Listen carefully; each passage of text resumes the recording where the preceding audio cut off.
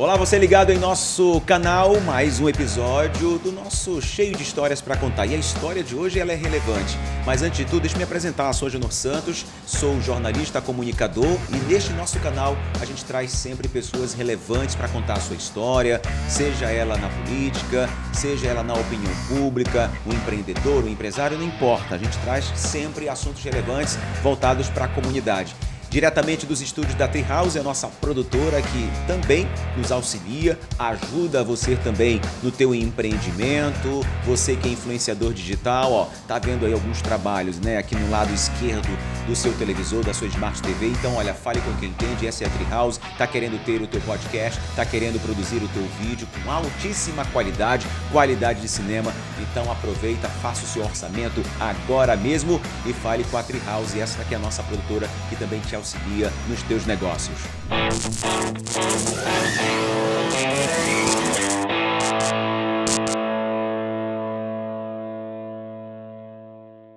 E olha, nos nossos estúdios hoje recebendo o nosso convidado, mas antes ele também já escolheu o cardápio. Logo mais esse cardápio do que ele escolheu vai chegar aqui na nossa mesa do Amazônia na Cuia. Tá querendo fazer o teu pedido, aproveitar esse momento, você aí que nos acompanha? Então olha, faz o seguinte, aproveita, anota esse link, esse QR Code que está aparecendo é o QR Code que vai te direcionar para o cardápio e no cardápio você terá 10% de desconto no pedido que você fizer agora mesmo no Amazônia na Cuia. É o Agenor 10% de desconto para você. O Amazônia na Cuia sempre nos entregando a qualidade, o sabor da gastronomia amazônica, a gastronomia paraense. Aproveita esta oportunidade e faça o seu pedido e com exclusividade para quem está acompanhando tem 10% de desconto. Combinado? Então pronto. Aproveita, comenta, dá o teu like aí, porque o assunto hoje é relevante, um bate-papo importante, porque nós vamos falar de segurança pública.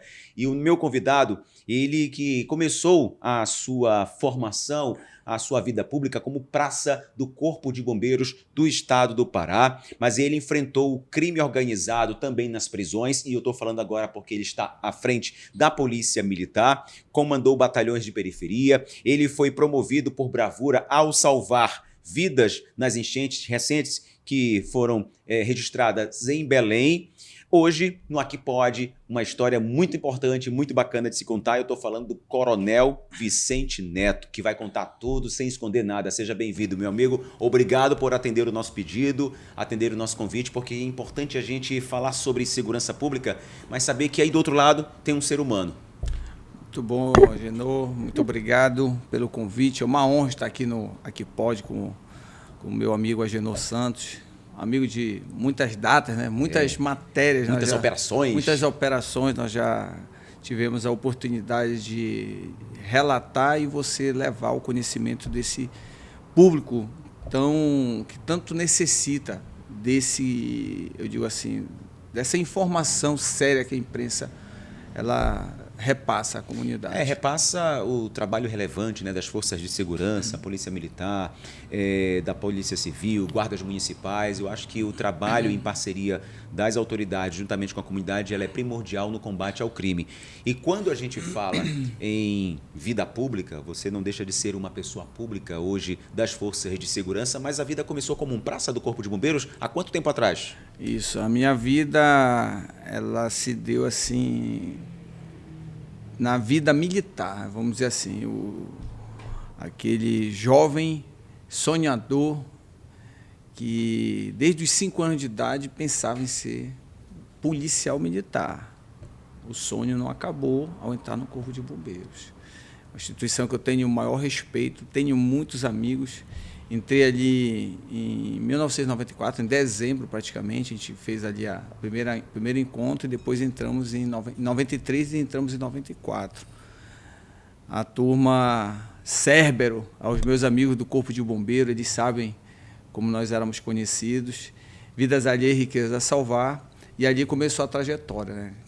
Camisa branca, calça jeans, tênis preto. E foram quantos anos de bombeiros? Durou ali praticamente aproximadamente 2 anos, até entrar na Polícia Militar. Esse ingresso para a Polícia Militar foi como? Através do concurso? Concurso, porque existe o concurso, né? Nós fizemos o concurso de formação de oficiais, mas a vida do aluno CFS Vicente começou ali. E ali foi dando maturidade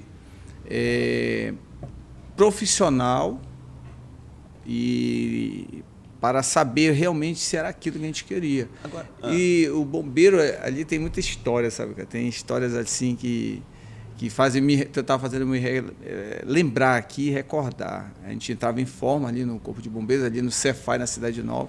Aí tinha um instrutor, onde eu tenho o maior respeito, à época, Sargento Misael, chegou até o posto de capitão e veio a falecer. E eu tive a satisfação ainda de encontrá-lo em vida numa solenidade que a minha turma de sargentos ofereceu ao mesmo. E a gente entrava em forma ali, meio-dia, na hora do almoço, a gente estava treinando, entrava em forma, isso aí, vista o muro, era mais 20 voltas. Acho que dali que a gente começou ali o preparo físico, né? Era 20 voltas ali para chegar aí ao muro e voltava. E dali surgiu ali aquela vontade, não, é isso aqui que eu quero. É isso aqui que eu quero para a minha vida. Uma decisão tomada. E assim, Vicente, quando... Eu sei que para muitas famílias que têm, né, seus filhos ou maridos, enfim, a família, quando há uma decisão, eu quero me tornar um policial, quero ser um policial militar, um policial civil, quero ser um policial federal, enfim, quando decide ingressar. A família deve temer, né, pelo risco, a sua própria vida, a segurança. Como é que foi nesse período de decisão, de se tornar um policial militar, e como é que a família reagiu a essa decisão? Olha, Genô, eu sou filho de mãe solteira. Assim, a minha mãe, ela lutou muito, como muitas mães aqui devem lutar para sustentar o seu filho. E eu falo sempre, né, que só a mãe, Deus e o travesseiro sabe as lágrimas que ela tem, que ela sofre, que ela carrega, que ela coloca ali para dar o melhor. Então a minha mãe, ela sempre me apoiou no sentido de dar força.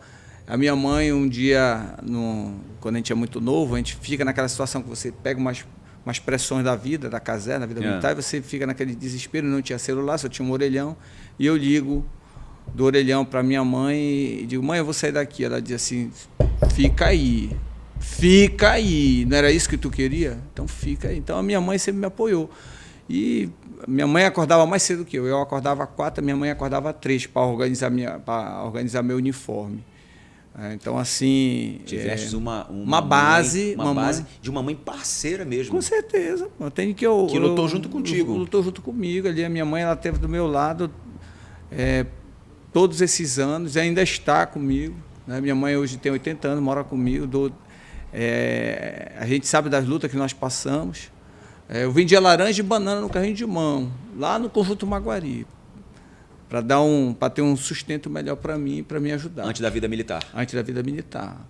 E ali a gente não fala com demérito nem com tristeza, mas sim com orgulho, porque dali a gente diz, isso aqui eu não quero, isso aqui eu vou querer o mais. E é isso que a gente deixa para as pessoas. Apoiem os seus filhos. Eu tenho uma amiga, Agenor, é interessante, você falou dos sonhos. Essa minha amiga, ela morava no interior e ela tinha 5 anos de idade, os pais não sabiam ler nem escrever, e ela passando viu uma cena numa novela que tinha uma juíza. E ela chegou na casa dela e falou, mãe, eu quero ser juíza. A mãe dela, minha filha, não sei nem o que é isso.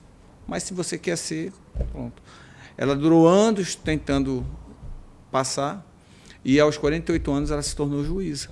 Então, assim, eu digo assim, são sonhos. Eu tinha um sonho, aos 5 anos de idade, de ser policial militar. Eu consegui. E para ela ter chegado a ser juíza, ela teve que passar um processo, né, de estudar, fazer faculdade, se formar em direito, passar por concurso público até chegar àquele ponto. Até chegar ao ponto. Mas eu digo assim, você não pode desistir dos seus sonhos.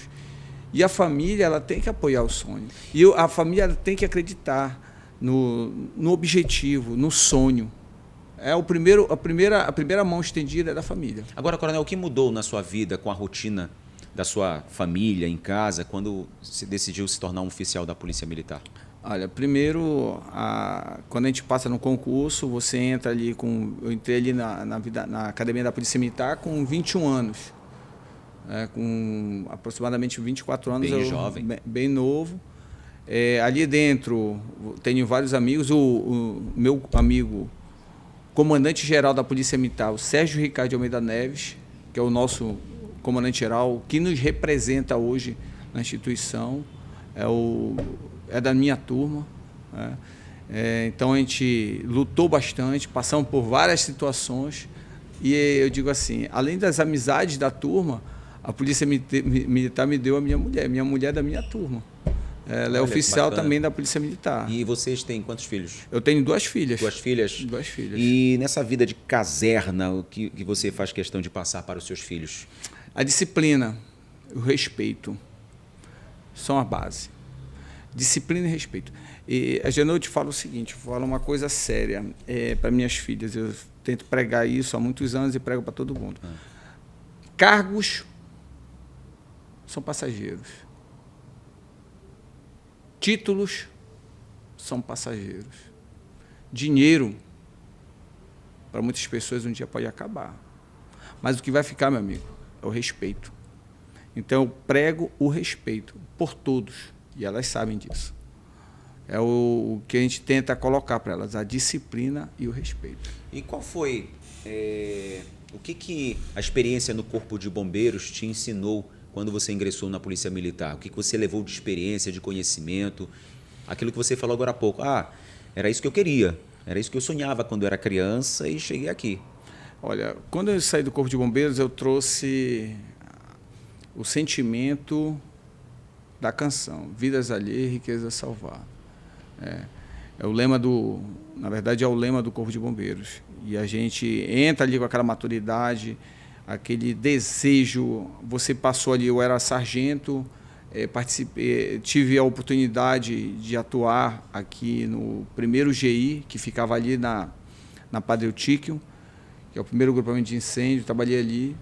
E dali você tive vários embates, várias ocorrências, tanto de busca e salvamento, quanto de combate a incêndio. E dali você tira ali, já entra aquele desejo de se entregar para aquela pessoa, de salvar o próximo, sem olhar a quem.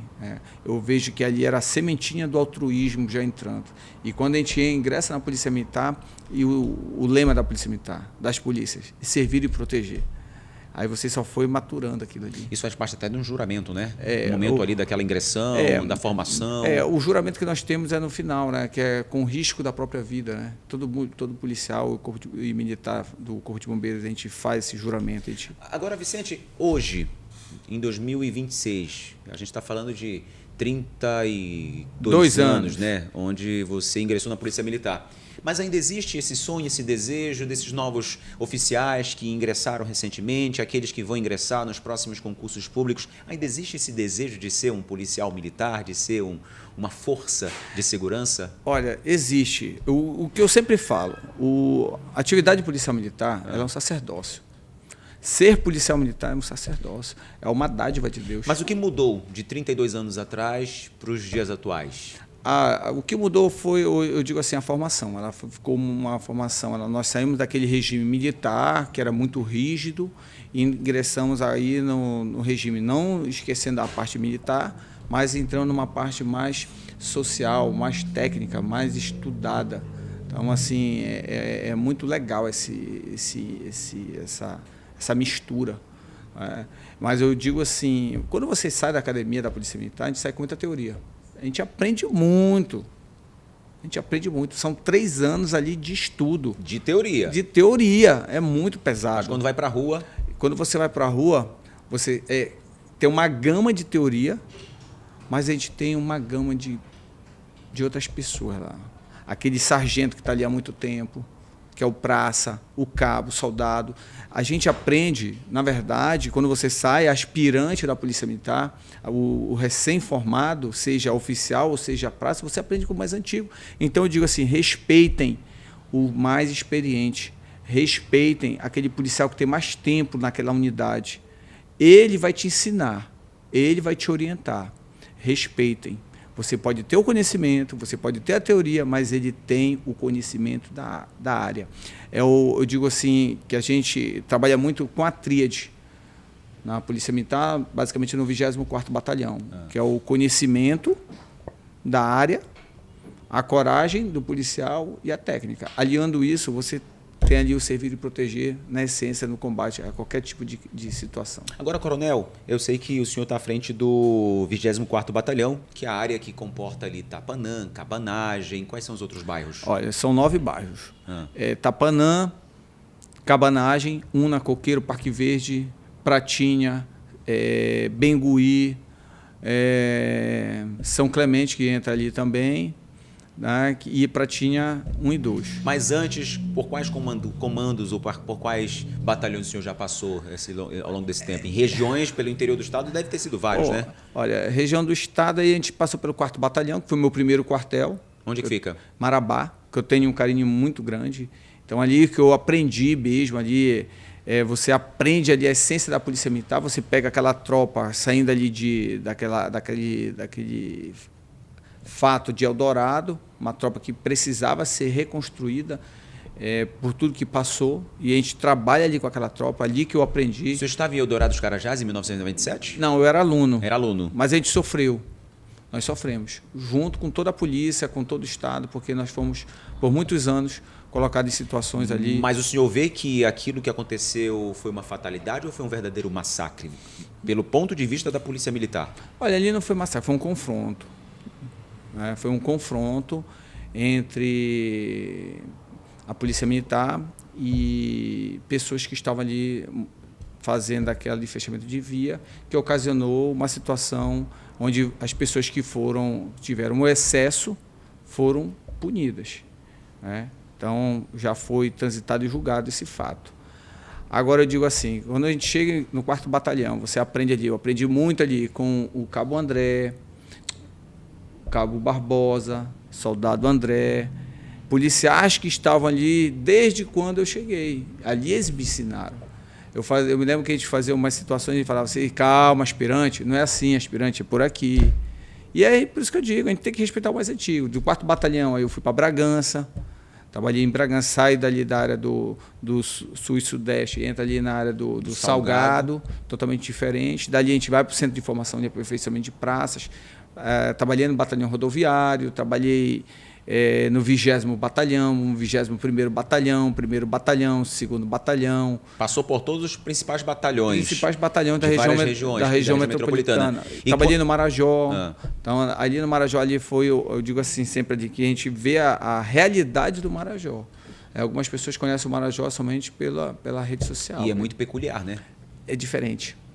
É diferente. A realidade é diferente daquele povo. Aquele povo ali, a gente tem um olhar diferente para eles ali. A gente sabe eu digo assim que ali no Marajó a gente conhece muitas histórias, né? E uma das histórias foi que eu digo assim, perguntar assim, uma história diferente do Marajó. Uma história diferente do Marajó foi quando nós estávamos fazendo a busca de um foragido e nós encontramos numa área ribeirinha, né? E quando eu vi, me deparei com uma criança de aproximadamente 12 anos para 13 anos grávida. Eu olhei aquilo ali e perguntei para a mãe, o que é isso aí? A sua filha? É sua filha? Não, minha neta. Sua neta? Ela está assim por quê? Mas não, ela está grávida. Grávida? Mas como? Aí a mãe respondeu, do boto. O boto era o avô que estuprou a neta, que a gente estava com mandado de prisão contra ele e levamos ele preso. Então, assim, infelizmente, ocorre algumas situações onde a família ainda... É conivente? Eu digo assim, conivente tenta esconder. Sim. E acha um culpado numa lenda. Tenta normalizar? Normalizar numa lenda. Dizendo que a criança de 12 para 13 anos estava grávida do boto. E que, na verdade, o boto estava dentro de casa. Era o avô. O próprio avô. Infelizmente, ainda esses crimes são muito comuns ainda, né? Principalmente nessas regiões. Sim, né? Em algumas regiões, não só, eu digo assim, não só nas regiões longínquas da capital, mas dentro da capital também existe. Sim, você ainda encontra. Agora, coronel, o senhor também passou à frente do batalhão de penitenciário, né? Isso, batalhão de polícia penitenciário, o antigo BEPOP. Ainda tem esse batalhão? Não, esse batalhão ele foi extinto e foi colocado agora o BEP, né? Batalhão Especial Penitenciário, que também faz as mesmas atividades hoje, mais técnicas, e trabalha, atua também no combate, ali na fiscalização, atuando junto com o sistema penitenciário. Agora, coronel, quando o senhor esteve, antes de eu chegar nessa mensagem, nessa pergunta, aproveitar que está chegando aqui, esse aqui é o seu, olha, já tomou café na cuia?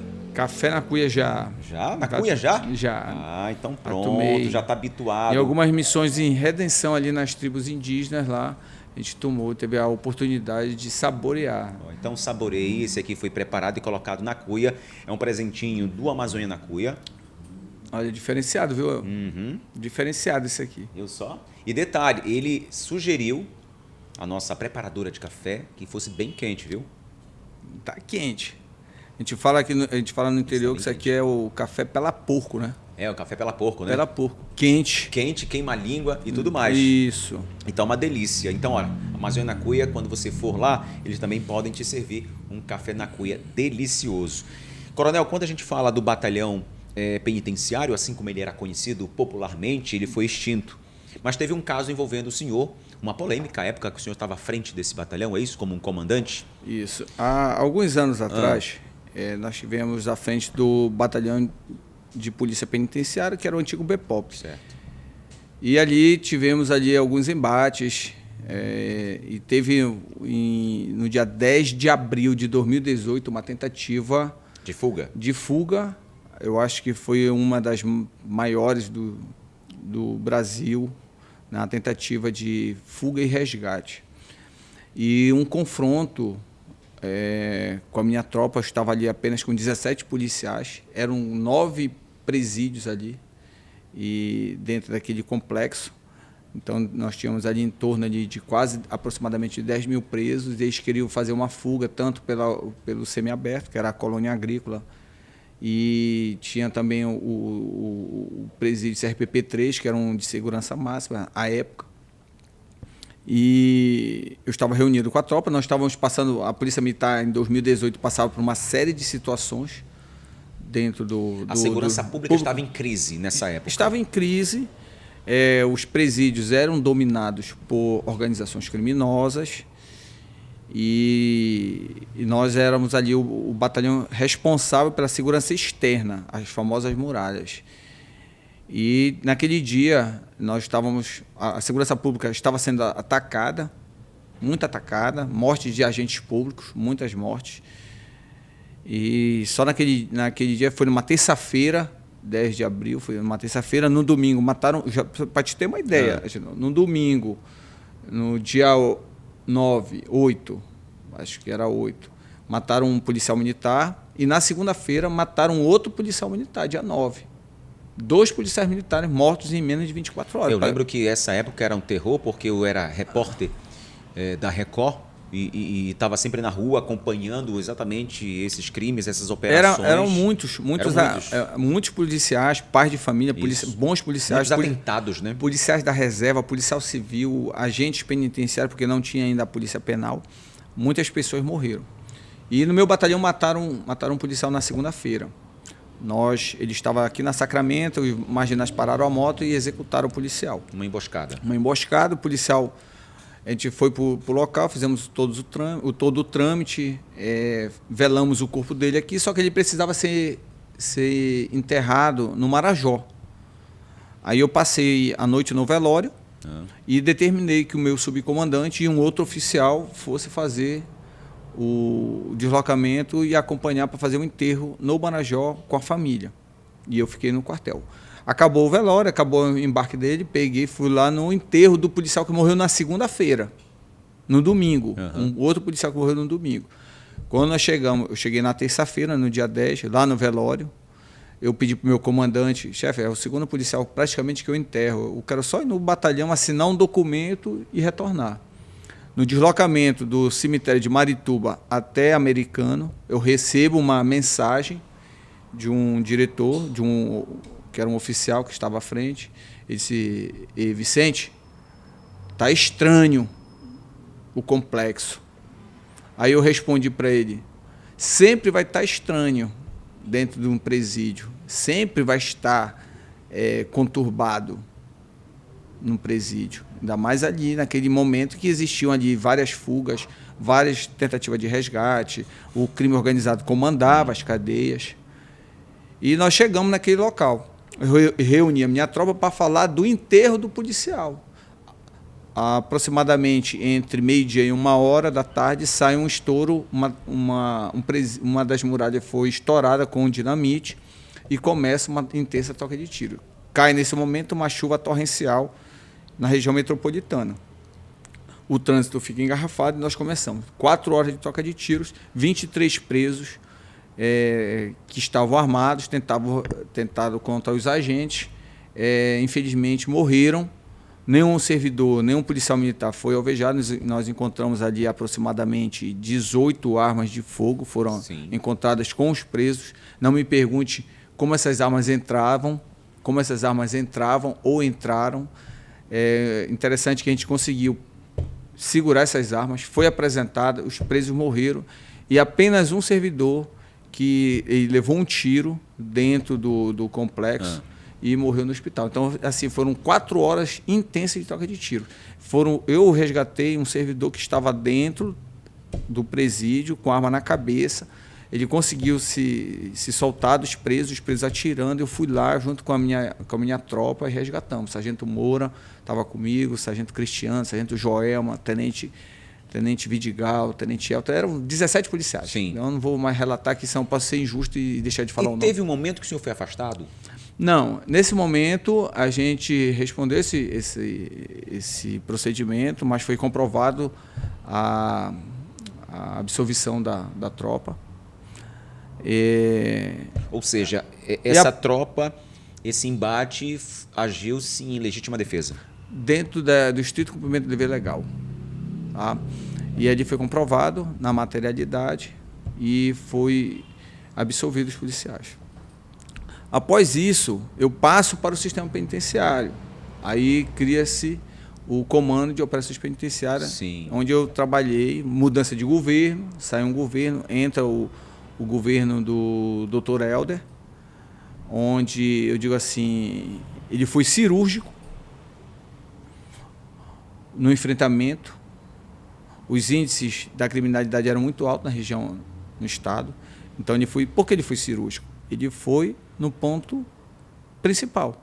Eu controlo os presídios. Por quê?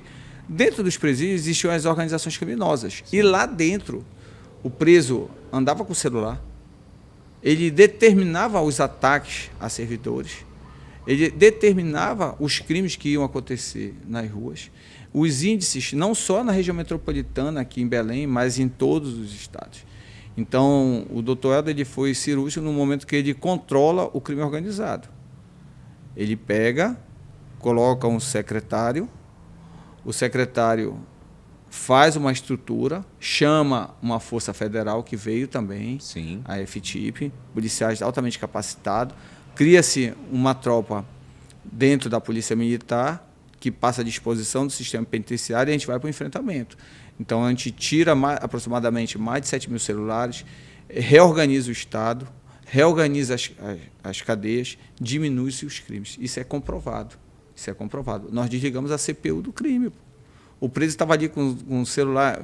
Teve uma época que a gente entrava dentro do presídio para fazer uma revista, o apresentador estava falando, olha, a Polícia Militar está dentro do presídio tal, fazendo revista, porque os presos tinham televisão, tinham rádio, se comunicavam. Eles ficavam sabendo, ficavam antenados, ficavam com o celular. Para ter tempo suficiente para guardar tudo, esconder. Então, assim, era uma situação. Hoje, o sistema, o que foi feito? Foi controlado os presídios, foi retirado tudo que era ilícito e desnecessário de dentro das cadeias. A partir desse momento se fala em corte de sinal, equipamentos que evitam sinal, radiação de telefone.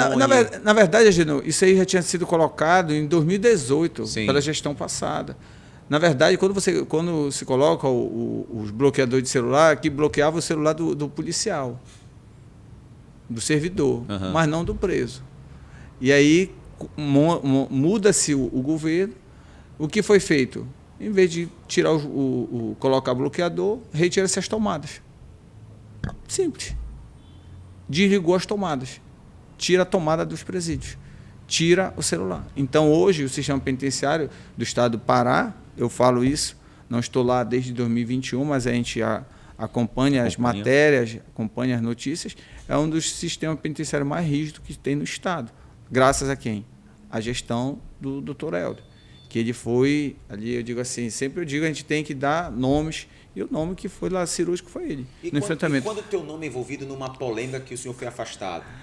Cara, essa polêmica aí, eu digo assim... O que aconteceu naquela... Porque o que eu lembro, uma imagem que registrava um momento ali de uma, não digo uma abordagem, mas de uma conferência de presos, onde estavam todos sentados, estavam todos ali de cabeça baixas, e um vídeo que circulou e que viralizou, onde o senhor, eu vou dizer supostamente, tá, pisava nesses detentos. Não, Agenor, esse fato não foi comigo. Esse fato aí foi com uma outra situação envolvendo... Outro comando? Outro comando, eu já não estava lá. Não era comigo. Eu já não estava lá no local e não tem nada associado ao Coronel Vicente. O que foi associado ao Coronel Vicente foi uma questão onde estava tendo novamente ataques, só que agora não a policiais militares. O primeiro ataque de 2018, quando estava naquela situação, aos policiais militares, porque nós fazemos um enfrentamento direto ao crime organizado. O crime organizado não manda. O que manda é o Estado. E, a partir dali, os ataques eram nos policiais. Quando a gente entra nos presídios, muda a gestão, o doutor Hélder ativa o concurso e coloca a primeira turma, entra os policiais penais, policial militar, e a gente começa a controlar o cárcere. Quem são os principais inimigos dos presos?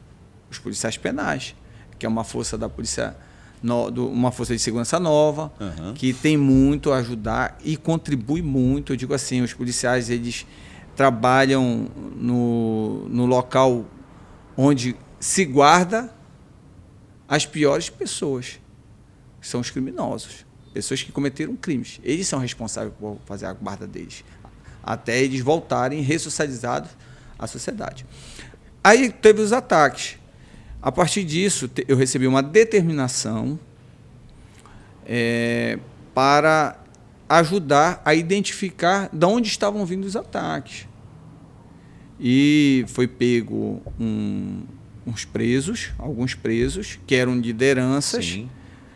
E esses presos foram identificados pela inteligência do sistema penitenciário à época e foi selecionado. E os presos relataram, sim, existe uma liderança que está determinando os ataques por conta da pressão do sistema penitenciário, na concepção deles. Era uma tentativa de confrontar o Estado. Confrontar o Estado e voltar ao que era antigamente. Sim. E naquilo ali tem uma fala de um preso com a liderança que estava no Rio de Janeiro. Esse preso fala com ele e dali começam a conversar, dizendo que o sistema penitenciário estava ali, eles iriam colocar as questões em tese que eles queriam que fosse voltada, que era a alimentação, que era a visita íntima e outras situações. E naquela fala entra ali o Coronel Vicente para falar. Eu falei para o preso que estava no Rio de Janeiro e disse para ele: olha, quem manda, nós vamos fazer aqui o que está previsto na Lei de Execução Penal. Primeiro, não é negociata, porque estavam mais de 10 servidores ali, mais de 10 agentes públicos ali dentro. O telefone era institucional, era da instituição, então não era algo... Você acha que tentaram distorcer aquela gravação como se eu estivesse negociando com... Isso, uma negociata com crime. Uma negociata com crime para benefício próprio. Benefício próprio e benefício deles também. Deles também. E não foi isso que aconteceu. Não foi isso que aconteceu. E foi provado isso através da investigação do GAECO, do Ministério e o Ministério Público, investigaram e inocentaram. Não teve processo, o juiz acatou, foi extinto. Não teve nada. Não teve nada. Respondi uma sindicância também, não teve nada. E muitos anos as pessoas tentam atacar a imagem do Coronel Vicente com fatos que não existem. E todas as pessoas, eu falo sempre, todas as pessoas que entraram com essas falas e foi identificada, a gente processou e ganhou na justiça. E elas pagam e vão pagar ainda aquelas que tentarem na justiça. A gente usa os meios, porque eu confio na justiça. Tá? Na justiça de Deus e na justiça dos homens aqui na Terra. Tá? E ali foi comprovado.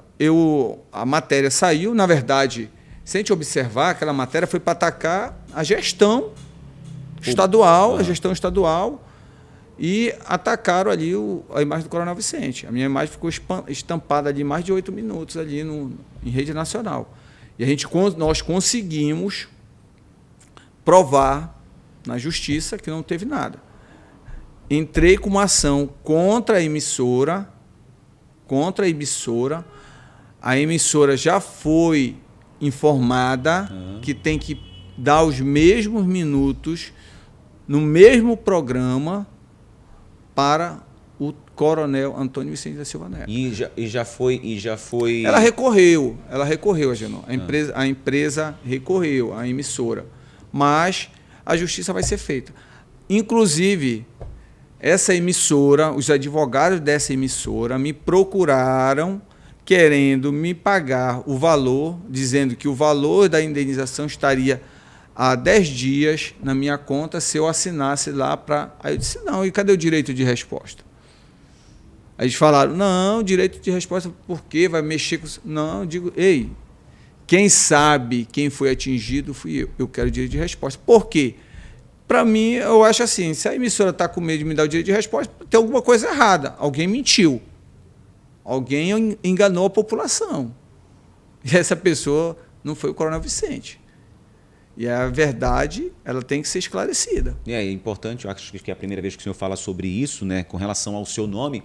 Na época eu trabalhava em outra emissora e isso, obviamente, foi muito estampado e foi muito divulgado, não pela emissora que eu estava trabalhando, mas isso acabou que mancha a imagem, você, infelizmente, é obrigado a se afastar das atividades até que tudo possa ser esclarecido pelos órgãos competentes, pela própria corregedoria, até porque você se trata de um policial militar. E que bom que isso aí possa ter sido esclarecido. Agora, obviamente, que o senhor busca a justiça e que, de fato, o senhor possa ter o mesmo tempo que foi utilizado contra a sua imagem, né? Com certeza, Genô, porque eu digo assim, são algumas coisas que a gente tem que preservar, Genô. É a vida, a liberdade, o nome, a família e a instituição que a gente representa. Então, eles atacaram as 5 pessoas, essas 5 palavras. E eu tento, há muitos anos, me defender. Eu me defendo todos os dias, mesmo eu sabendo que eu sou inocente. Mas todos os dias tem alguma situação que eu tenho que estar lá dizendo, rapaz, isso aí não foi verdade, isso aí não foi. E as pessoas tentam, né, distorcer, né? Eu digo assim, existem comunicadores como você, que são pessoas sérias, como outros amigos que eu tenho da imprensa, que são muito sérios, vão checar antes de você propagar uma informação, mas pessoas que tentam ganhar likes, né, tentam se beneficiar, se promover, vou manchar o nome da pessoa sem checar a informação. E hoje você tem justiça, tem como recorrer, tem como ir em busca do seu direito de resposta. Agora, Coronel, hoje, de lá para cá, o senhor passou por outros batalhões, foi para o Marajó, voltou para a região metropolitana e hoje está à frente desse batalhão que eu digo que possa ser muito temido pela marginalidade, pela criminalidade que tenta ganhar espaço nesses bairros tão populosos que o senhor está à frente com o seu comando. E hoje, estando à frente do 24º Batalhão, eu tenho observado, né, até nas próprias reportagens, que o senhor diz assim, as biqueiras do bairro tal estão hoje com as portas fechadas. O que significa biqueira? Porque a gente está falando de tráfico de drogas, ou seja, muita droga foi apreendida e ela é apreendida praticamente diariamente. Agenor, primeiramente você falou do 24º Batalhão. Tenho o maior orgulho dessa tropa. Essa tropa, eu digo assim, ela tem um marco na minha vida, como outros, todos marcaram. Batalhão de Polícia Penitenciária, batalhão de Rotão, onde eu fiz o curso e dali me capacitei para para a minha vida operacional, mas o 24º Batalhão, os famosos, os lendários abelhas africanas, como eu sempre digo para eles, altamente letal contra o crime. E eu digo assim, a gente combate diuturnamente. Aquilo que você falou. O criminoso, ele tem que temer, sim, a viatura da Polícia Militar. Isso é uma orientação. O marginal, aquele que comete crime, ele tem que temer a viatura da Polícia Militar. Ainda mais se for do 24º Batalhão. A sociedade, a população de bem, é totalmente ao contrário. A gente tem que ter respeito por eles. E a gente tem essa aproximação. A gente tem essa aproximação com a comunidade, a gente tem essa aproximação com as crianças. Então, a gente tem esse trato. E eu digo assim, quando eu falo das biqueiras, o que são as biqueiras? As biqueiras são aqueles pontos onde os traficantes colocam ali as drogas para oferecer à venda aos usuários. Por que eu digo que as biqueiras estão fechadas? A gente combate muito ao tráfico de drogas, Agenor. Eu conheço mães, Agenor, e pais que nunca foram dependentes químicos, mas eles são dependentes químicos sem nunca usar. O pai e a mãe que luta diariamente para que o filho não vá comprar droga, não se alimente da droga, ele luta. Ele é um dependente químico que luta diariamente sem nunca sequer fumar, nem que seja um cigarro, uma droga que eu digo que é uma droga lícita. Ele combate. Então eu digo assim, eu fecho mesmo. Biqueira, hoje, nós já fechamos aí, de ontem para hoje, mais 10 biqueiras, só em um bairro. Então a gente vai fechar. Porque o tráfico de drogas, ele traz os demais crimes, Agenor. O traficante, ele traz o roubo, ele traz o homicídio, ele traz o furto, ele traz o estupro, os diversos crimes que saem ali. E eu falo para as mães aqui, viu, Agenor?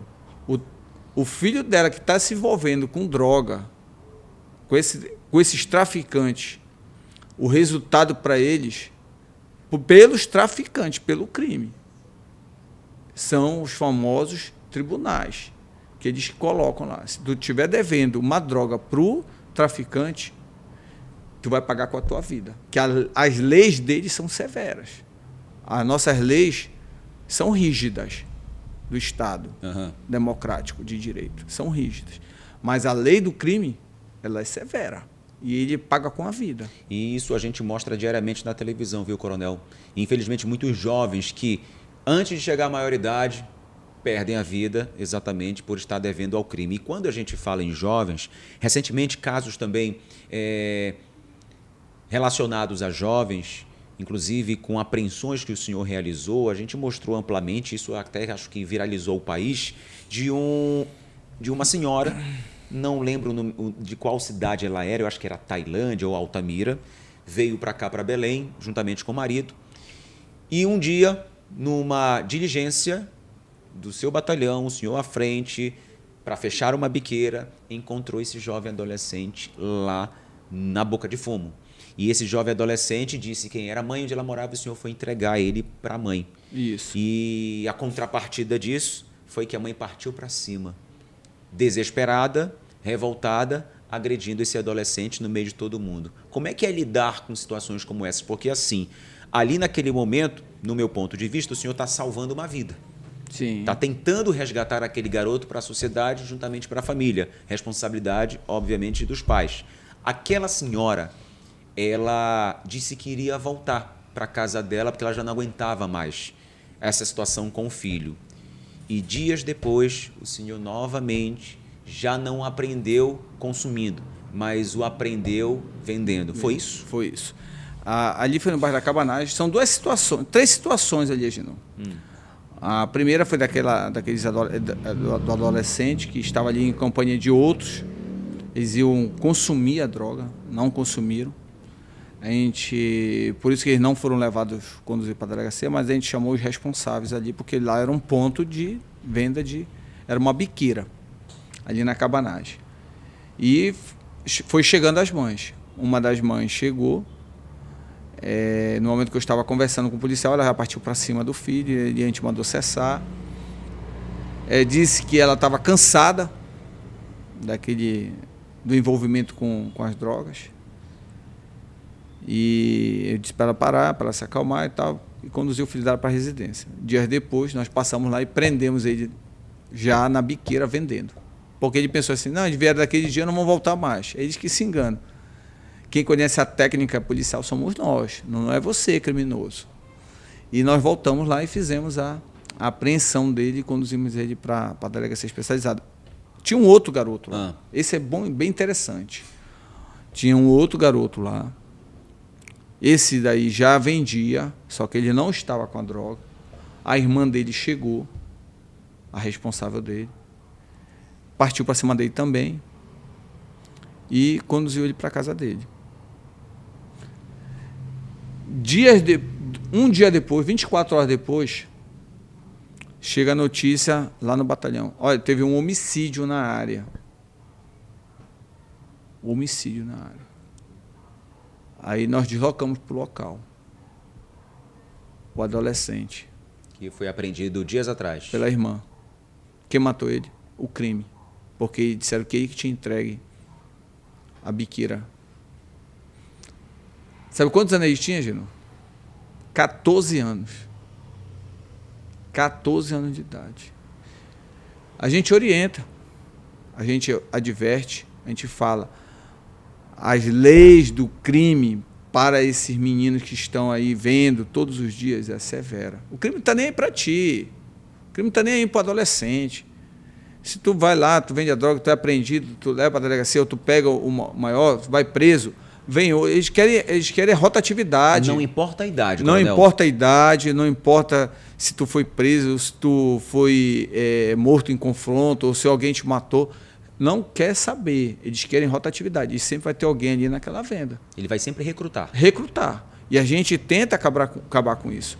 Nós temos lá no 24º Batalhão, nós atuamos muito próximo à comunidade, nós temos 2 projetos lá. Como é quebrar esse gelo, coronel? Porque a gente sabe que as pessoas temem, um cidadão de bem teme, nossa, polícia, comandante, sim, farda. Doutor, não estou fazendo nada.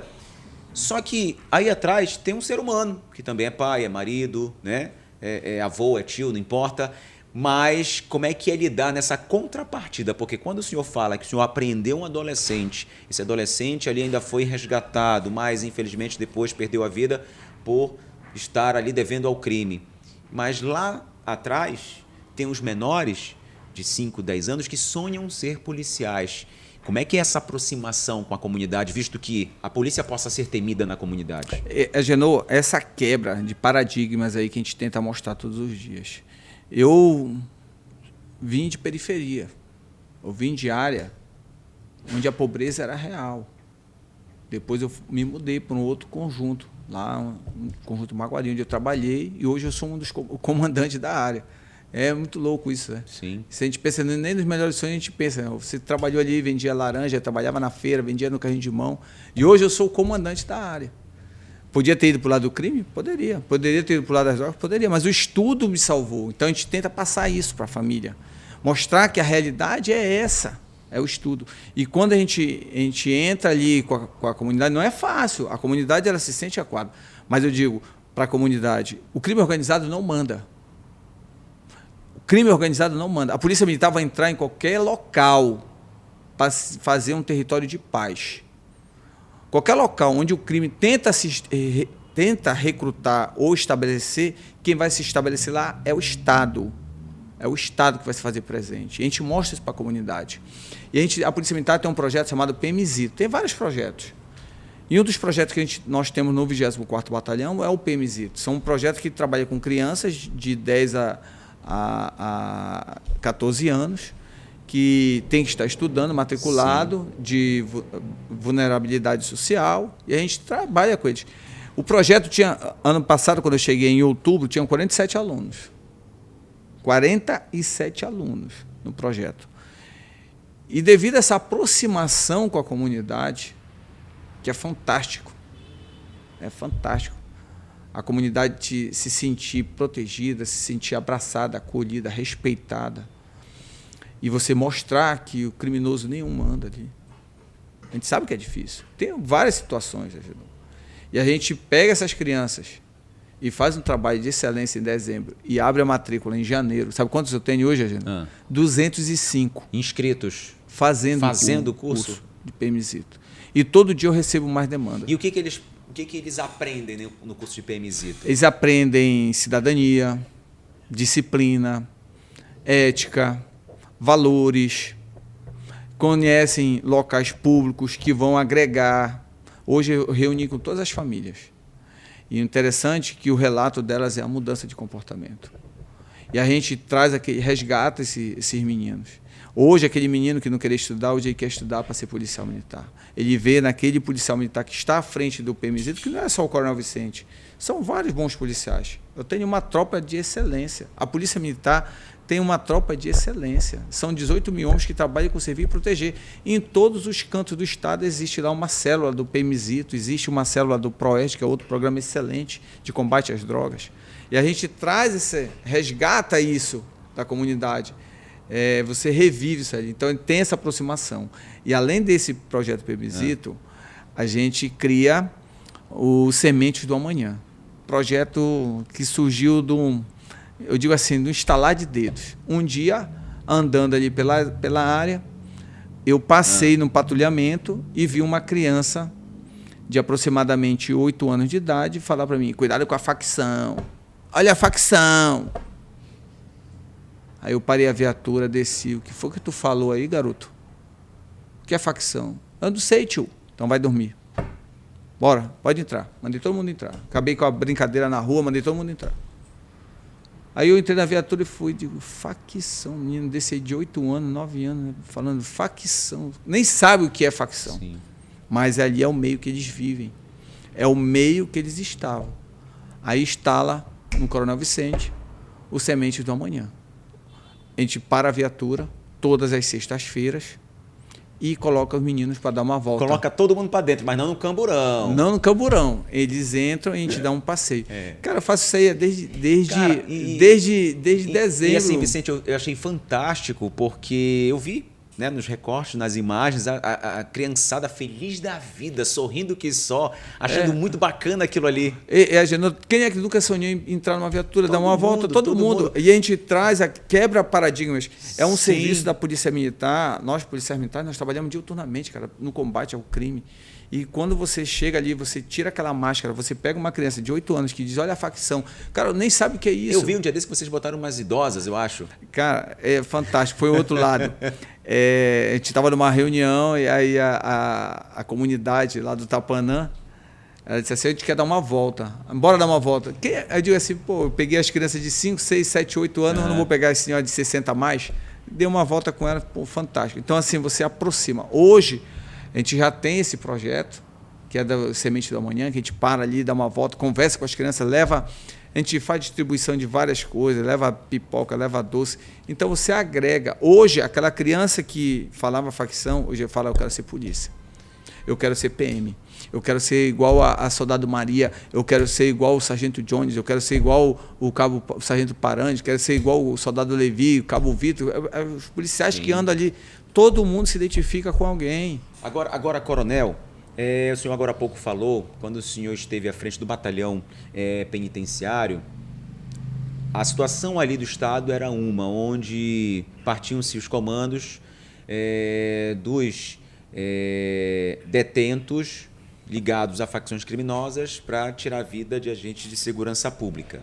Só que hoje a gente vive uma outra realidade, que são as facções criminosas do lado de fora, onde essa facção criminosa, ela oprime, onde ela ameaça, o trabalho dela é sempre trabalhar sob ameaça de comerciantes, com o trabalho de ameaçá-los para que eles possam pagar a taxa do crime. Como lidar com bairros tão populosos, onde sempre tem alguém denunciando que bandidos estão amedrontando, ameaçando para pagar tal taxa do crime, sendo que esse comando para eles não vem do Pará, e sim do Rio de Janeiro, para manter a facção. Agenor, a primeira coisa que eu digo, não paga taxa. Não existe tu pagar taxa. Não existe isso. Isso é extorsão pura. Primeira coisa, bloqueio o número. Se você está sofrendo ali, você pega aquele número, procura uma delegacia, pois os órgãos de segurança estão todos atentos, a Polícia Civil trabalha com eficácia para localizar aqueles que chegam com a denúncia. Porque existem situações que a gente recebe relatos que aquele comerciante está pagando taxa, a Polícia Militar chega lá, nós temos um grupamento de prevenção ativa que faz a ronda nesses locais onde chegam as demandas, e chegam lá e o comerciante diz, não pago nada. Mas o que a gente orienta? Não paga taxa. Tá? Não é para pagar taxa. Mas oficializa.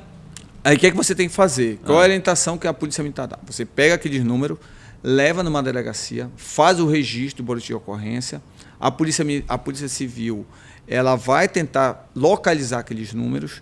Se você fizer alguma transferência, você leva o número também para tentar bloquear. Mas a maioria desses números não são do Rio de Janeiro? São todos do Rio de Janeiro. Até porque a gente percebe no sotaque, já tive áudios de pessoas recebendo ameaças e o áudio vinha do Rio de Janeiro. Agora, como é que eles são tão eficientes, Coronel? De que forma?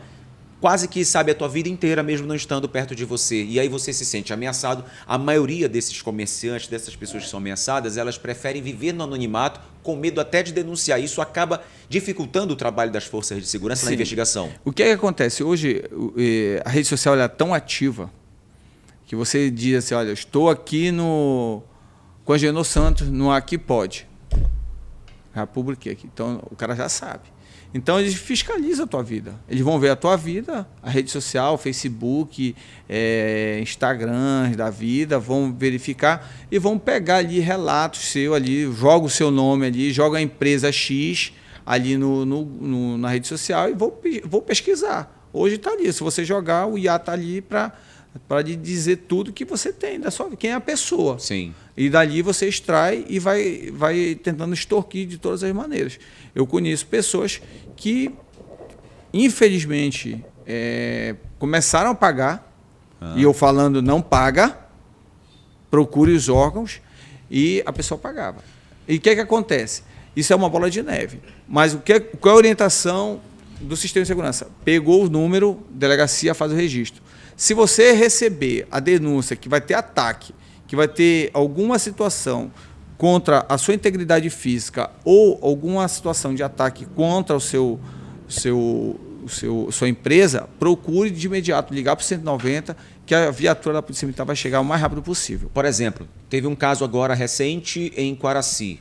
Um homem foi cobrar a taxa do crime. Um bandido foi cobrar a taxa do crime ali a um proprietário de um estabelecimento em plena Feira da Agulha, ali na 8 de maio, Sim. em Quaraci.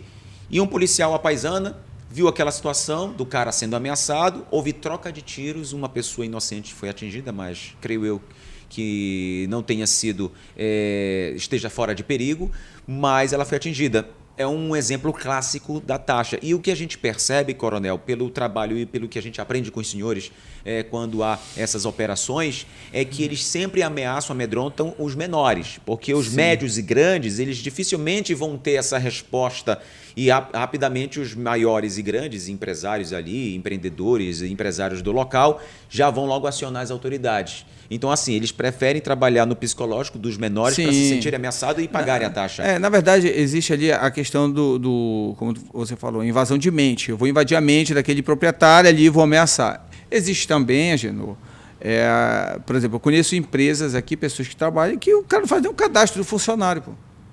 Eu fui numa empresa que foi vítima de um roubo. Aí eu cheguei lá, quem são os funcionários? Esse aqui. Pega o nome dos funcionários.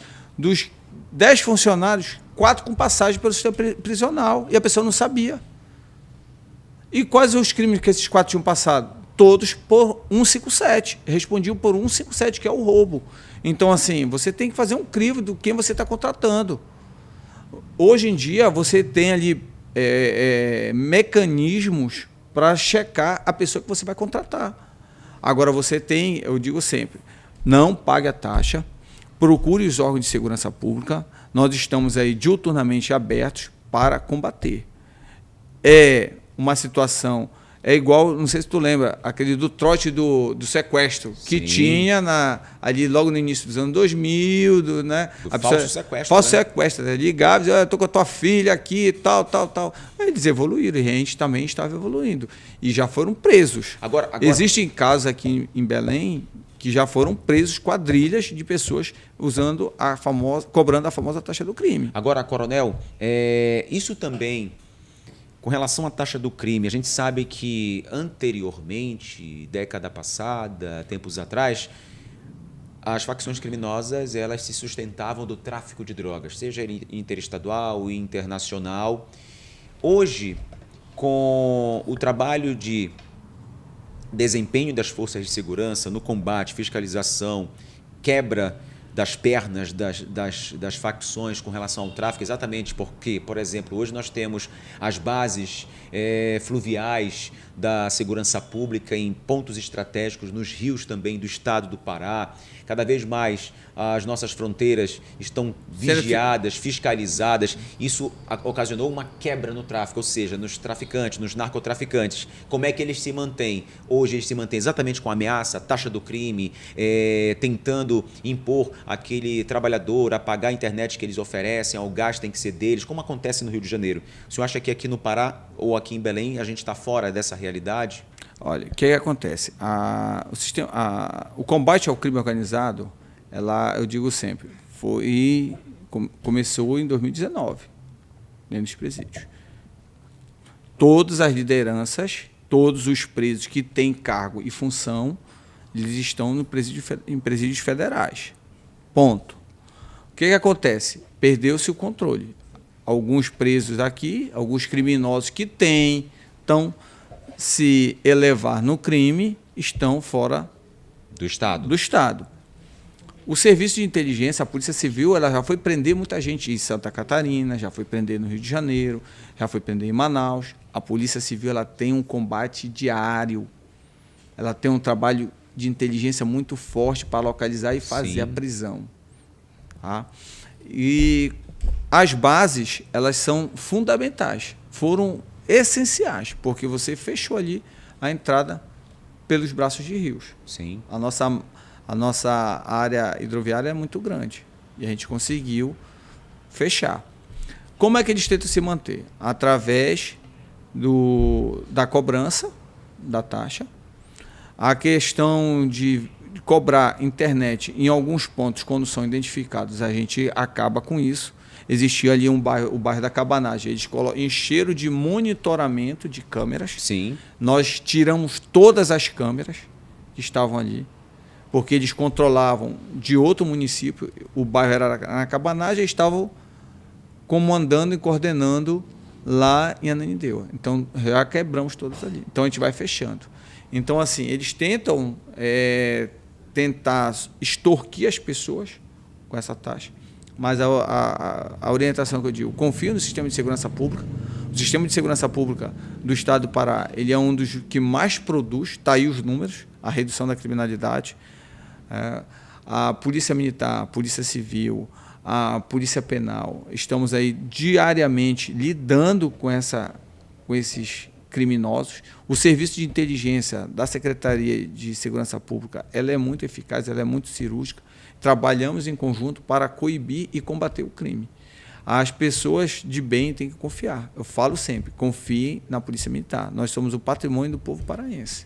Agora, coronel, o crime organizado já te ameaçou diretamente? O senhor recebe diariamente ameaças? Como é que é enfrentar isso? Olha, Genô, quem tentou, infelizmente, está no cemitério. Porque nós encontramos, fomos fazer a prisão e foi confrontado.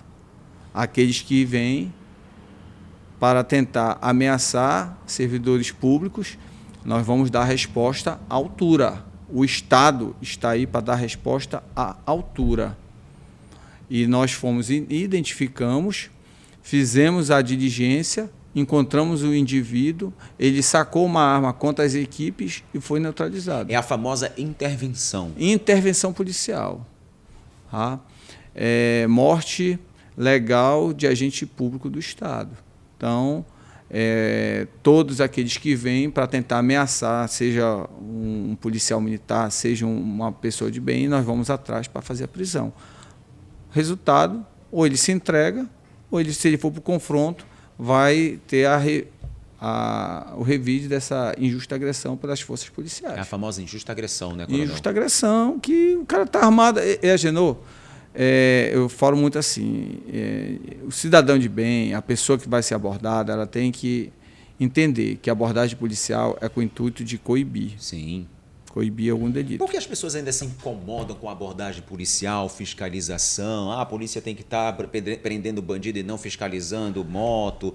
Não é um trabalho operacional de fiscalização? Porque às vezes a gente sabe que numa blitz, numa operação, numa fiscalização, de repente uma moto que está com registro de furto, um carro, alguém que está sendo procurado pela justiça e já está com registro de foragido. Não é para exatamente encontrar essas peças, esses elementos? O cidadão de bem, ele não se incomoda. Quem deve não teme? Quem deve não teme. O cidadão de bem não se incomoda. Ele sabe que aquilo ali faz parte da atividade. Quem não deve não teme, isso. Isso. Faz parte da atividade policial. Nós estamos ali para coibir delitos, para coibir crimes. Sim. Então, a Polícia Militar, ela realiza bloqueios para, através do bloqueio policial, encontrar armas, foragidos, veículos com registro de furto e roubo e tirar de circulação aquelas pessoas que estão tentando cometer algum crime. As pessoas de bem, elas não reclamam. Agora, aquele que teme, aquele que deve, ele sempre vai tentar, de alguma maneira, denegrir a atividade policial. É fato. Agora, coronel, a gente sabe aquilo, como a gente havia falado, né, dos projetos sociais voltados para a comunidade, em parceria com a comunidade, com as crianças, com as mulheres, com os homens, com os idosos. A gente sabe que existe um papel fundamental na polícia que eu acho que quando eu volto atrás, falando com o coronel Vicente, que lá atrás ele era um praça do Corpo de Bombeiros, lá ele teve muito aprendizado, e recentemente numa chuvada em Belém, e uma chuva inesperada durante 6 horas de forte chuva em nossa capital, região metropolitana, Belém recebeu um volume de água muito grande, nunca visto nos últimos 50 anos ou mais do que isso. E em comunidades mais baixas, elas sofreram mais, principalmente ali na área do Mata Fome, na área do Tapanã, área na qual o 24º Batalhão atua. Teve um ato de bravura, porque ali naquele momento o senhor poderia estar na sua casa, juntamente com a guarnição, alguns PMs lá no batalhão, esperando a chuva passar, e a chuva caindo, quando a chuva passar, a gente vai para a rua trabalhar. Só que vocês foram ao inverso dessa história, vocês foram para o combate, para o confronto, mas não com a bandidagem, mas para salvar famílias daquela região que viralizou e chamou a atenção de todos nós. Como é que foi ter aquela atitude naquele momento tão difícil para essas famílias? Olha, Genô, eu recebi várias perguntas com relação a esse fato, mas eu sempre faço assim, uma pergunta para a pessoa. Onde você estava dia 19 de abril, às 3 horas da tarde, de um domingo, em uma chuva torrencial em Belém? A maioria responde, estava em casa, no conforto, no ar-condicionado, deitado com a família. Eu também estava. Estava descansando, porque eu trabalhava, a gente trabalha direto. Mas eu tenho a comunidade tem meu telefone. A comunidade da área onde nós trabalhamos, ela tem meu contato. E quando foi 3 horas da tarde, eu comecei a receber mensagens dizendo que estavam passando por uma situação muito crítica. A chuva começou no sábado, uma chuva torrencial em Belém, diferente. Eu determinei que o tenente que estava de serviço fosse ao local e acionasse o corpo de bombeiros. O chamado oficial de dia. Oficial de dia. E ele me retornou dizendo, comandante, o corpo de bombeiros não pode ir porque Belém está num caos, árvores caíram, inundações em diversos pontos. E a Defesa Civil também está atuando em outros pontos.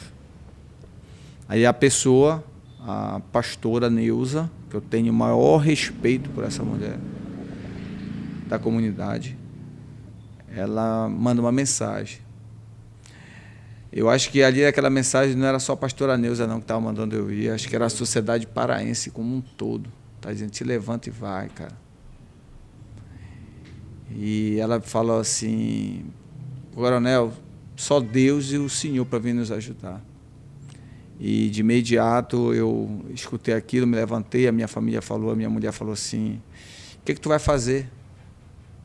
Eu disse, eu não sei, eu estou indo para lá, vou ajudar. E de lá eu passo uma mensagem num grupo exclusivo que eu tenho de policiais, que são os policiais que trabalham no combate. E digo, ó, estou indo, quem vai? De pronto, 12 policiais disseram, eu estou indo, de férias, de folga.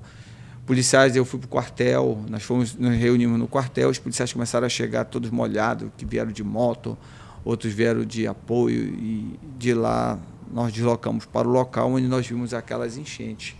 E quando você chega naquele local, você se depara ali com crianças em cima de geladeira, casas prontas a desmoronar, a água entrando nas casas, esgoto a céu aberto, pessoas clamando a Deus, porque eu vi pessoas orando, nós passávamos ali, estávamos ouvindo, as pontes caíram, e aquelas pessoas pedindo ajuda, pedindo pelo amor de Deus. E nós chegamos ali e fizemos ali aquele altruísmo, né? Ajudar sem esperar nada em troca. E fizemos o resgate ali, uma cena ali que me chamou muita atenção, foi das gêmeas ali, que recém-nascidas, com 3 meses de idade ali, em cima somente ali de uma tábua, para a gente poder tirá-las ali, a casa já caindo, a água entrando. E quando eu chego lá, e a mãe sempre fala para mim, pergunta, a dona Mariana fala assim, coronel, eu lembro do senhor, quando o senhor falou assim, tem criança? Primeiro ela me deu o filho dela, tem o Alisson, um menorzinho, de 6 anos. Eu pensei assim, pô, o outro deve ser de 4, da mesma faixa etária. Ela disse, não, são as gêmeas. E ela fala assim, eu lembro que o senhor colocou a mão na cintura e o senhor olhou assim, e agora? Porque ali nós estávamos representando, ali não era assim, não era o tenente-coronel Vicente, não era o sargento John, o sargento Charone, os policiais. Estávamos representando 18 mil policiais militares. Até você, Genô, se sentiu representado ali por ser cidadão de bem, ser um paraense que viu ali aquelas pessoas precisando de alguém.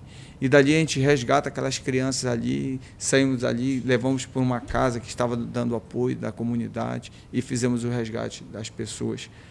Colocamos ali as crianças dentro de isopor, porque tinha que resgatar, não tinha como trazer. A água estava acima da canela? Não, estava no pescoço. No pescoço. A ponte tinha caído, esgoto a céu aberto. Ilhados. Então ali a gente trabalhou ali, representando ali o povo paraense, esse povo tão acolhedor, esse povo que merece o respeito, o povo que muitas das vezes nós somos vistos de uma maneira totalmente distorcida, em alguns casos, e nós fomos vistos positivamente pela sociedade brasileira. O povo paraense foi representado pelos 17 policiais ali. Foi um gesto ali, uma situação. E daquele gesto, eu digo assim, Deus, na sua magnitude, ele destrói uma cidade para abençoar o justo. Ele não abençoou só o coronel Vicente, ele abençoou aquela comunidade que estava há 22 anos querendo ser olhada para benefícios, asfalto, regularização e outros. E hoje o governo do estado e o governo municipal já tem um olhar para aquela comunidade que elas não se viam representadas. Mas ali saiu o ato de bravura, a sensibilidade, eu digo assim, primeiro, a coragem, a sensibilidade de uma mulher.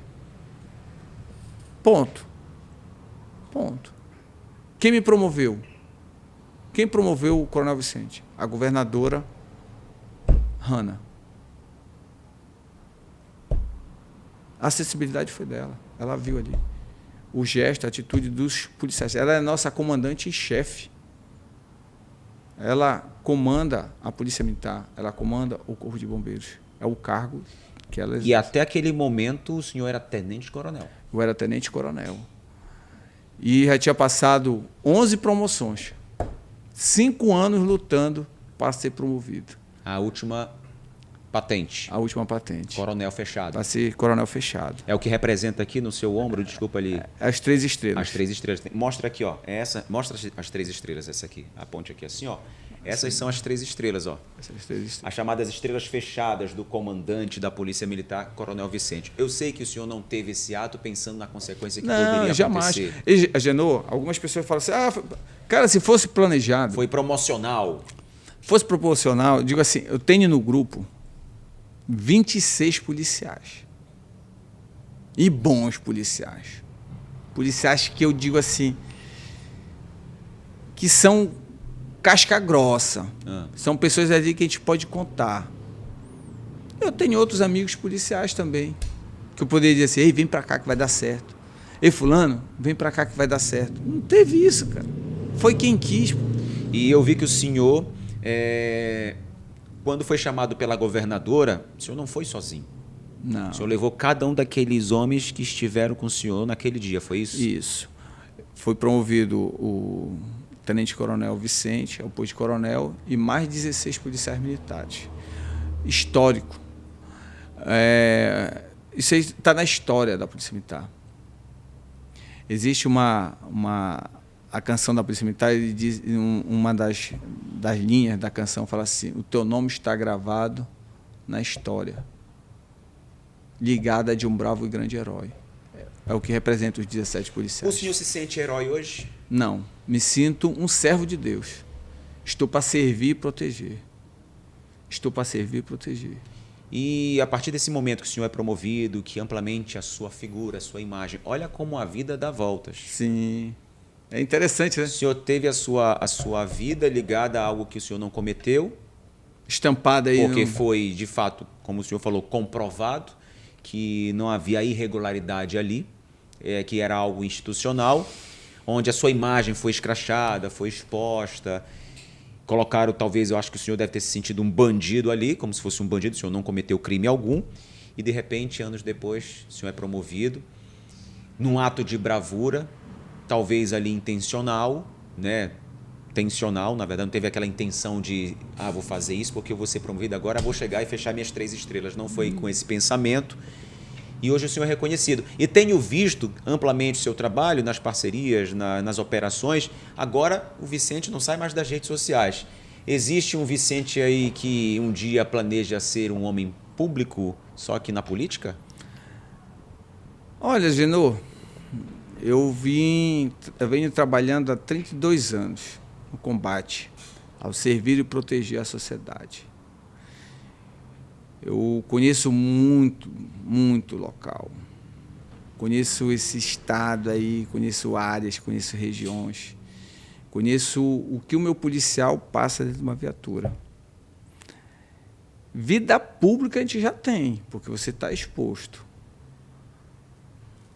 Colocou numa rede social, você vira uma pessoa pública. Seja famoso ou não. Você está na rede social, você virou uma figura pública.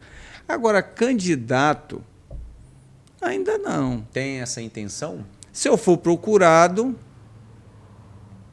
nós estamos abertos ao diálogo para ver o que é que a sociedade mais deseja. Se não for mudar as minhas convicções, se não for mudar o que eu falo e prego para a minha tropa e para a sociedade, podem contar. Mas atualmente eu sou policial militar servindo no 24º Batalhão a 280 mil pessoas.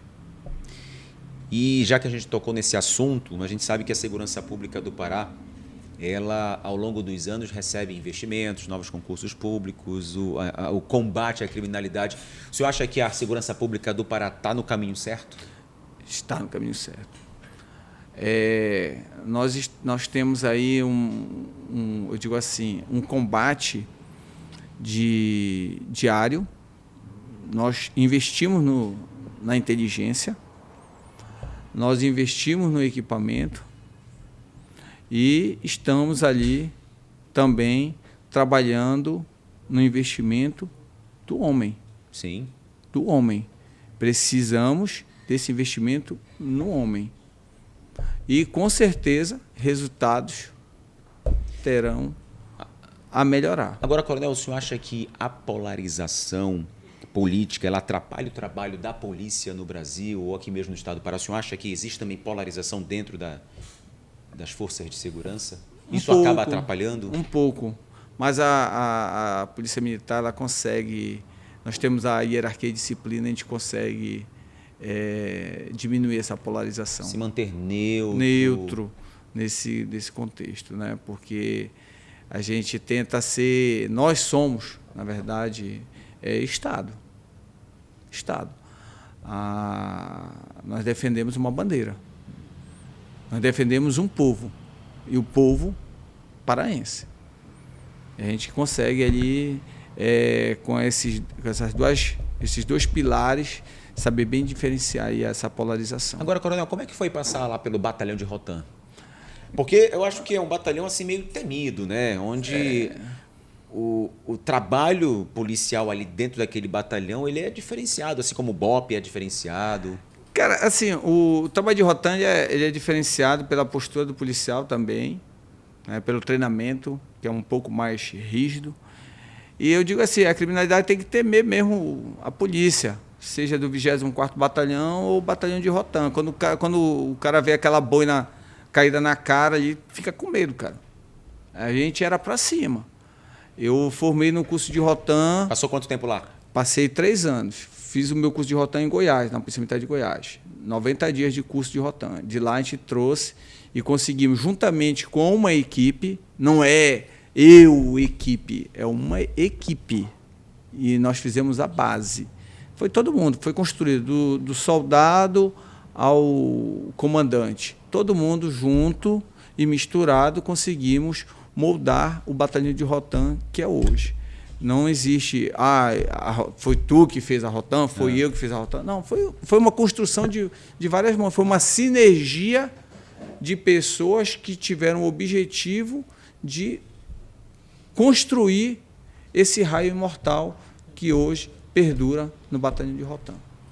E olha, esse bate-papo tá bom, né? Eu tenho certeza que esse bate-papo tá tão bom que já deve estar com fome aí nos assistindo, né? Então, olha, aproveita a oportunidade para fazer o teu pedido agora mesmo através desse link que está aparecendo aqui na sua Smart TV, no nosso bate-papo, que é o Agenor 10, onde você vai ter 10%, ou melhor, tá ganhando de presente 10% de desconto no teu pedido, no almoço ou no jantar, utilizando esse QR Code ou o link que vai aparecer em alguma maneira, de algum lugar para você no recorte. Aproveita a oportunidade para garantir esse presente que o Agenor está dando para você. Sabe o que é, né? Amazônia Cuia, delícias da Amazônia, a melhor gastronomia do mundo, tem a tua sobremesa com as frutas regionais deliciosas, tem os sucos, as bebidas, o açaí. Tá querendo, né? Deu aquela água na boca? Então faz o seguinte, pede agora e ganha. É exclusivo, é presente para você, 10% de desconto no Agenor 10 aí, ó, no Amazônia Cuia. Se preferir, quiser também conhecer os ambientes, você já sabe, Domingos Marreiros, Duque de Caxias e no Porto Futuro. E em breve tem novidades chegando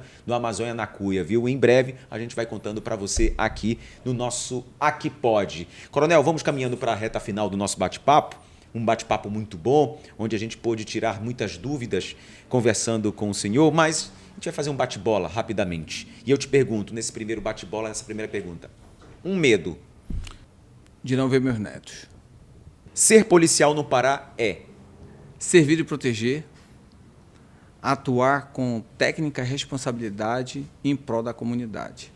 Maior orgulho? Minha família. O que te tira do sério? Cara, o que me tira do sério é criminoso aterrorizando pais de família. E isso o senhor enfrenta todo dia? Isso eu enfrento todo dia. Isso me tira do sério. Porque eles não cansam de perder. Coronel Vicente, se ele pudesse lá atrás falar para aquele jovem rapaz recém-ingressado ali na corporação do Corpo de Bombeiros com o sonho de ser policial, porque ele lá desde os 5 anos de idade desejava. O que o Coronel Vicente de hoje poderia dizer para aquele jovem Vicente lá atrás? Não desiste, cara. O deserto é para os fortes. Vai com fé. acredita no Deus que você serve. Coronel Vicente por ele mesmo. Em prol da sociedade. Em prol da sociedade. Mesmo com o risco da própria vida. Ainda teme isso? Nos dias de hoje? Não, passou. Se sente temido? Não. Quem teme não te respeita. Eu prefiro que tenham respeito. Porque quem respeita é na ausência e na presença. Coronel Vicente consegue andar nas ruas dos bairros que ele atua? Normal. Normal. Só não digo aonde. Sim. Mas eu ando normal. É um ser humano que de vez em quando vai passear, viajar com a família. Cara, eu gosto muito de esporte, né? Sim. Treina todo dia, né? 4 da manhã? 4h30 da manhã, estou treinando e gosto da minha atividade física, não muda a minha rotina. Há muitos anos eu faço isso. Mas a gente anda com precaução. Claro. E um monte de abelhas africanas. Os olhos são para frente e para trás, né, Coronel? Atrás é isso. Atrás a gente tem um pessoal que cuida da gente, em cima a gente tem um Deus que está todos os dias do nosso lado. Ele que nos permite estarmos levantando, saindo de casa e voltando em paz, com tranquilidade. certeza, com certeza. A gente tem que ter a nossa fé. Esse é o principal Como temor. diz aquela canção, a nossa fé em ação. E é o nosso principal temor. Coronel Vicente, muito obrigado por atender esse convite. Estou muito orgulhoso e feliz por ter te recebido. É o primeiro comandante da Polícia Militar que senta aqui com a gente para falarmos sobre segurança, sobre a vida, sobre os seus temores, sobre o seu trabalho. E também sou orgulhoso de conhecê-lo e ter feito alguns trabalhos com o senhor pela televisão. Parabéns, viu? Pô, Genô, eu que agradeço esse bate-papo de falar um pouco da história, da trajetória do Coronel Vicente. Muitas das vezes a gente vê a cara fechada, vê aquela pessoa na marra, mas a gente tem sensibilidade, a gente tem emoção, a gente tem carinho, a gente tem respeito, que é o principal. E o que eu digo, a amizade, ela é eterna. Muito obrigado, sucesso aí no seu Aqui Pode, sucesso na sua trajetória, sucesso nos seus sonhos, que Deus lhe abençoe. Amém, meu amigo. Muito obrigado, Coronel. Como é que diz? Pronto. Esse é o nosso Aqui Pode. Gostou? Dá o teu like aí, olha. Não esquece de também se inscrever no nosso canal. Se já se inscreveu, muito obrigado. Dá o teu like, ativa o sininho aí, porque tem sempre uma história muito impactante, muito relevante para todos nós e para você aí, principalmente para quem nos acompanha também nos recortes das nossas outras redes sociais. Esse é o Aqui Pode. Na próxima semana tem muito mais, diretamente dos estúdios da Treehouse, a nossa produtora, a produtora que também cuida da tua imagem. Basta você procurar através desse QR Code a nossa equipe comercial e descubra o que eles podem oferecer para você. Só te digo uma coisa, é imagem de cinema. Para o que você precisar, para a Smart TV, para a tua empresa, para o teu celular, para o teu perfil, você que é influenciador, contrate a Treehouse. A gente se encontra numa próxima. Até lá!